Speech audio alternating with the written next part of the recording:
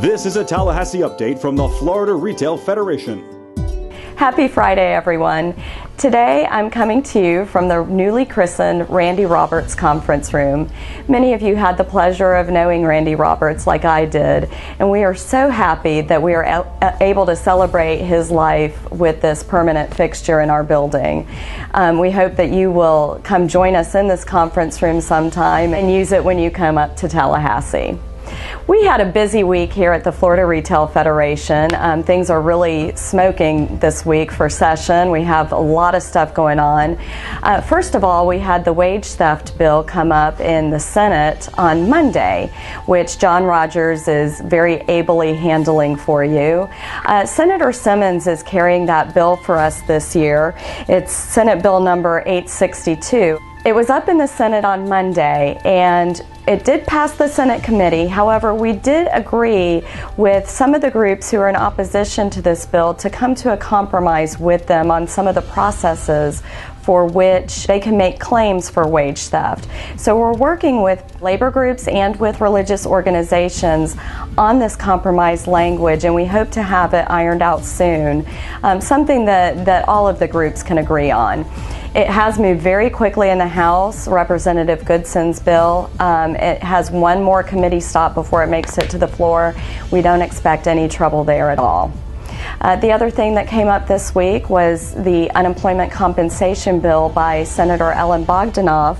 That bill is the governor's unemployment compensation package. It currently does not have any type of business tax relief in it. It renames the unemployment compensation program to the reemployment assistance program.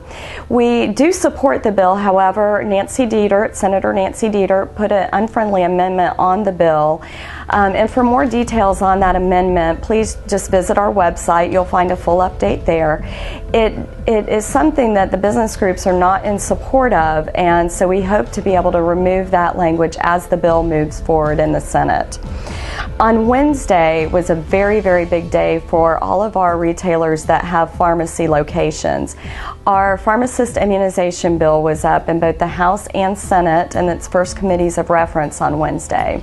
The first stop was the Health Quality Committee, which is chaired by Representative John Wood, who is a very big proponent of increasing the pharmacist immunization ability. This bill, as you will recall, would increase their authority from just giving the influenza vaccination onto giving the shingles and pneumonia vaccinations as well. It passed through the House committee without a problem by a vote of 10 to 5. In the Senate on the same day, however, we had two amendments placed on the bill which essentially gut the meat of the bill. So we are working with Senator Ulrich, who is the sponsor, to help him come to an agreement with some of the other senators on what both the doctors groups who are opposed to this bill and what the pharmacy groups can compromise on. So we do expect the bill to be heard again in the House next Tuesday. In the Senate, we would like to try to iron out the language for the compromise prior to its next committee hearing, which will be the Budget Committee, and we're not sure on which date that will be brought up. Yesterday in the House Finance and Tax Committee, back to school sales tax holiday was heard. Representative Porter is carrying that bill for the second year in a row. It did pass out of the committee unanimously with practically thunderous applause by the committee members. They're very excited to bring that back to their constituents. It only has one more committee stop in the House. We expect absolutely no resistance there. This is something that they are proud to sponsor and support. Many people are very fond of the sales tax holiday. They truly love it, and just want to remind everyone that should you support this excellent bill, that you will be admired by millions of registered Florida voters. Thank you, Mr. Chair. In the Senate, it's being carried by Senator Ellen Bogdanoff. It has not yet been heard in the Senate, but not because there's any problem. It's just because it's a budget issue, and that's typically something that they bring up in the last couple of weeks. So we expect it to move forward with no problem and to pass the Senate. We're positive that we can bring you this again this coming August before school starts. And then finally this week, for our Beauty Industry Council members, Scott Dick met several times with Senator Dennis Jones, who is carrying Senate Bill number 1252, which is part of the regulation package for the cosmetologists.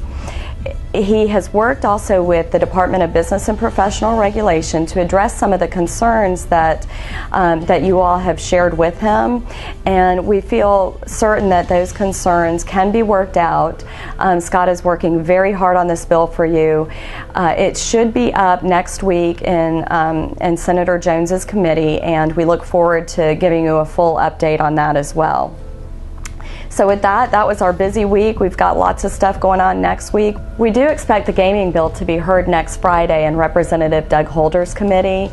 That's an issue, as you know, that our board has taken opposition to, so we'll be working on that throughout the week. And there are going to be other things that we're going to need to contact you about as well. So just stay tuned. We look forward to bringing you another update next Friday. Have a great weekend.